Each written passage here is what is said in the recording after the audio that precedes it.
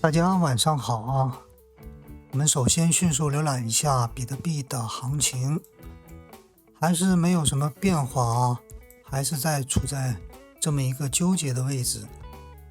它有可能是推动浪调整过后继续向上，也有可能只是反弹调整浪，它可能过后还会下跌，这两种可能性都在。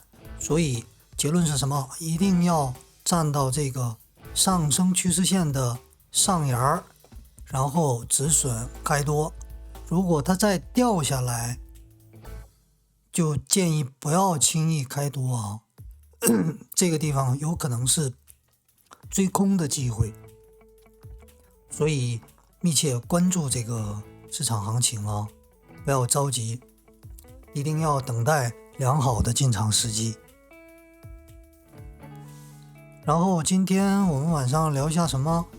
白天，今天是周末，然后白天我利用业余时间把基本的斐波那契、推动浪、调整浪的实战应用给大家做了几个简短的视频啊。然后晚上聊什么？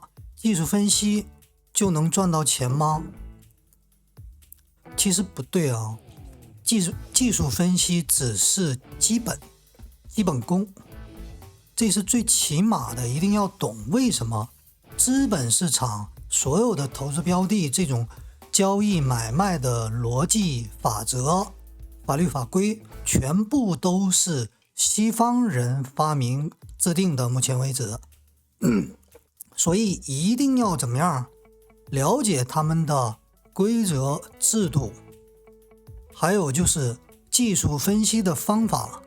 你像趋势追踪的理查德·丹尼斯，还有像艾尔特波动理论，像这种基本的这种都是什么国际顶尖的交易大师，包括交易员目前现任的很多都在应用的基本功。所以你不了解这种基本的知识的前提下进场，跟这些顶流的这些人去想争这份利润钱，那几乎就是不可能啊！一定要清楚，慢慢去掌握这些基本的认知、基本的常识，没有什么特别复杂的。然后我经常讲，我们东方人，我们中华血统的骨子里头就有这种基因，无论是易经、八卦、道德经，还是六祖慧能的禅宗等等，都是什么辩证的看这个世界。你像西方人，我认识的老外比较厉害的交易员啊，他们也经常跟我说什么东方的孙子兵法啊，还有易经啊，这些东西，聊这些东西，我可以明确的跟大家讲，你们可以谷歌查美国常青等名校的所有名校都在干嘛？研究易经八卦，它不是玄学啊。简单的讲，无论是阴阳，还是这个波粒二象性，还是01的二极管的制作，这种现代计算机的这种底层逻辑，都是可以相互说得通的啊。所以我们东方人、华人圈的朋友非常有优势啊。西方人制定的这种规则一定要辩证的看，不是说一定我说的是对的。冰冷的数据背后隐藏的是什么？还是人，以人为本，人性的使然啊。无论你去怎样去分析数据财报，你像比特币，还有什么链上数据，还有这些机构主力的这个持仓单价，包括散户的这个投资热情，这一切，所有的一切，包括市场情绪，全部都怎么样都在 K 线上已经反映了出来。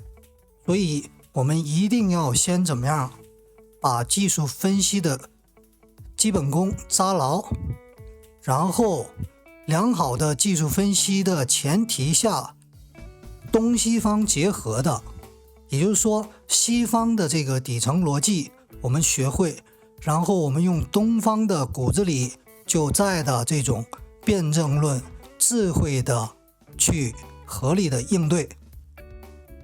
听起来有点含糊啊，那我们就具体的说。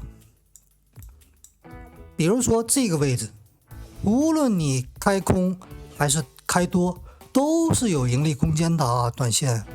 那长线呢，开空然后就等，不管它怎么折腾，无论你是猴市啊还是鹿市啊，不用管，错了我就止损，短止损离场，对了我就等，你给我多少我就吃多少，然后不追求什么，不追求胜率，只追求盈亏比，亏的少赚的多，然后最终的怎么样，需要你最终的获利，最终的收益率是好的就可以了啊。还有一定要大局观，现货有现货的部分拿着，然后合约仓利用小的资金相应的杠杆去对冲你的现货风险，或者是在适当的位置你用小的资金同样同步收获这个上涨的可能性，都是可以的啊。你看很多人，包括今天有一位网友啊，在这个留言说什么市场行情是无头苍蝇，我现在就是无头苍蝇。千万啊，大家伙一定不能变成无头苍蝇。市场无头苍蝇是常态啊，这个是非常正常的。但我们的心智一定要怎么样，尽量保持平衡，不要被这种短期的上下震荡去影响，一会儿你觉得多，一会儿你觉得空，那你就乱了啊。这样的话你一下心情就不美丽，你的钱包更惨了啊。就比如说像这个位置追高的朋友，人家就下来了。有句话怎么讲，树欲静而风不止，子欲孝而亲不待。啥意思？你的钱在的时候投进去了，结果市场下来了，就是死给你看。然后等你想安静的想赚钱买比特币，它就是没完没了的折腾。等你的账户被折腾光了以后，人家可能又要反弹了。所以一定要智慧的看待这个问题啊。那回到这个开篇，技术分析到底是什么价值？技术分析就是什么？抓取关键位，进场时机。你看是不是进场时机？进场时机，进场时机。长的周期看，同样都是进场时机啊。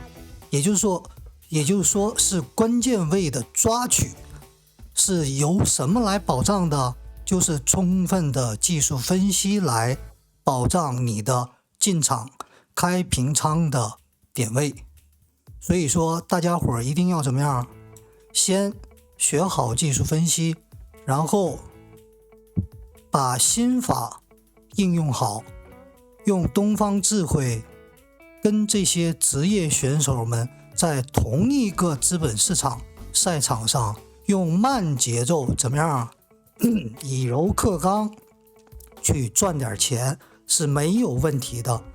那好，今天就讲到这儿，明天见。